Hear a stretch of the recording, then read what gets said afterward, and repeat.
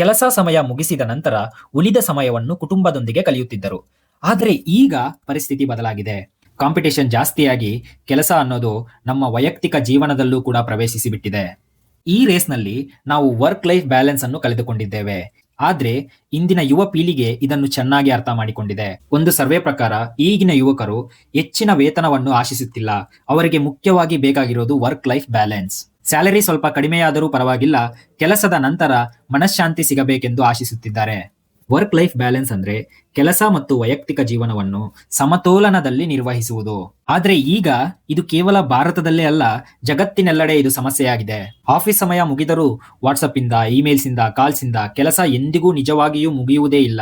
Right to disconnect ಯಾಕೆ ಮುಖ್ಯ? ಬಹು ದೇಶಗಳು ಈಗಾಗಲೇ ಈ ಸಮಸ್ಯೆ ಗುರುತಿಸಿವೆ. ಆಸ್ಟ್ರೇಲಿಯಾ, ಫ್ರಾನ್ಸ್, ಪೋರ್ಚುಗಲ್ ಮತ್ತು ದಕ್ಷಿಣ ಅಮೆರಿಕದ ಹಲವು ದೇಶಗಳಲ್ಲಿ ಈಗಾಗಲೇ ಈ ಕಾನೂನು ಇದೆ. ಇದರ ಅರ್ಥ ಆಫೀಸ್ ಅವರ್ಸ್ ಮುಗಿದ ನಂತರ ಒಬ್ಬ ಎಂಪ್ಲಾಯ್ನ ಕಾಲ್, ಇಮೇಲ್, ಮೆಸೇಜ್ಗೆ ರಿಪ್ಲೈ ಮಾಡಬೇಕೆಂದು ಬಲವಂತ ಮಾಡಬಾರದು. ಅವರ ವೈಯಕ್ತಿಕ ಸಮಯದಲ್ಲಿ ಪೂರ್ಣವಾಗಿ ಡಿಸ್ಕನೆಕ್ಟ್ ಆಗಬಹುದು. ಇದರ ಬಗ್ಗೆ ನಿಮಗೆ ಏನನ್ಸ್ತಿದೆಯೋ ಕಮೆಂಟ್ ಮಾಡಿ. ಈ ರೀತಿ ವಿಡಿಯೋಸ್ಗಾಗಿ ಚಾನಲ್ಗೆ ಸಬ್ಸ್ಕ್ರೈಬ್ ಮಾಡಿ. ಫುಲ್ ವಿಡಿಯೋ ಯೂಟ್ಯೂಬ್ ಅಲ್ಲಿದೆ.